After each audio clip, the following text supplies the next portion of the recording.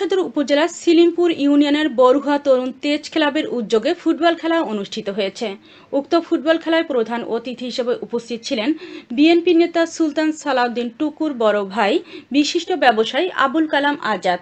বিশেষ অতিথি টাঙ্গাইল জেলা বিএনপির সাবেক সাংগঠনিক সম্পাদক ও জেলা যুবদলের সাবেক আহ্বায়ক আশরাফ ওয়াহেলি। জনগণের মাঝে খেলাটি পায়রা উড়িয়ে উদ্বোধন করেন বিশিষ্ট ব্যবসায়ী নজরুল ইসলাম, বিএনপি নেতা মনি পাহেলি, সাবেক ছাত্রনেতা সিলিমপুর ইউনিয়ন যুবদলের সভাপতি নাদিম মাহমুদ সহ বিএনপির অঙ্গ সংগঠনের নেতাকর্মীরা।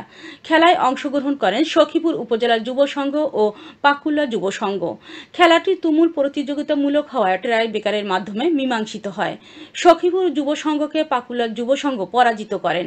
খেলা শুরুর আগে বক্তব্যে বলেন, আওয়ামী লীগ ক্ষমতাকালে যুব সমাজ ধ্বংসের পথে পরিণত হয়েছিল। এখন বর্তমান প্রেক্ষাপটে ছাত্র ও যুব সমাজ পরিবর্তনশীল হয়েছে। মাদক থেকে মুক্ত রাখতে হবে দেশ ও দেশের মানুষকে, যুব সমাজকে। বিস্তারিত দেখুন দেলদুয়ারের প্রতিনিধি মোজাম্মেল হক মামুনের প্রতিবেদনে। আমি এসেছি টাঙ্গাইল সদর উপজেলা সিলিমপুর ইউনিয়নের বরুহা তরুণ তেজ ক্লাবের উদ্যোগে এক বিশাল ফুটবল খেলার আয়োজনে। এখানে আমি কিছু বক্তব্য নেব প্রধান অতিথি ও বিশেষ অতিথির কাছ থেকে। আপনারা আমার সাথে থাকুন।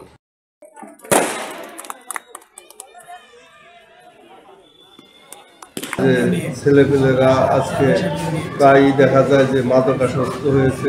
আজকে দেশ থেকে খেলাধুলা উঠে গেছিল বিলাই আজকে এই মাদক শক্তি বৃদ্ধি পেয়েছে।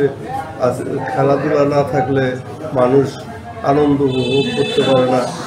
আগে দিনে আমরা গ্রামে নাটক করতাম, খেলাধুলা করতাম। খেলাধুলা এবং নাটক এই সমস্ত ইয়ের মাধ্যম দিয়েই ছেলেমেয়েদেরকে একটা সুন্দর দিকে। আমরা যে বিষয়টা আমরা বলতে চাই সেটি হলো যে গত যে সরকার ছিল, এই সরকার গত শেখ হাসিনা খুনি হাসিনা সরকার ছিল হলো একটি স্বৈরাচারী সরকার, একটি ভোট চোর ভোট ডাকাত সরকার। এই সরকার সবসময় চেত যে যুব সমাজ, তরুণ সমাজ, কিশোররা যেন সবসময় মাদকের দিকে ঝুঁকে। মাদকের দিকে ঝুঁকলে হবে কি, যে তারা যে অপরাধ করে, অন্যায় করে, যারা কোটি কোটি টাকা বিদেশে পাচার করে, এইগুলো নিয়ে যেন যুব সমাজ কোনো কথা না বলতে পারে। সে কারণে সবসময় উনি মাদক সারা গ্রামে গঞ্জে প্রত্যেকটি ঘরে ঘরে দেখবেন যে মাদকের কীভাবে এই সুবল কীভাবে ছড়িয়ে পড়েছে। আপনার এলাকায় অন্যায় অত্যাচার ঘটে যাওয়া ঘটনা আমাদেরকে জানান। আমি দেশ ও জাতির কাছে তুলে ধরব।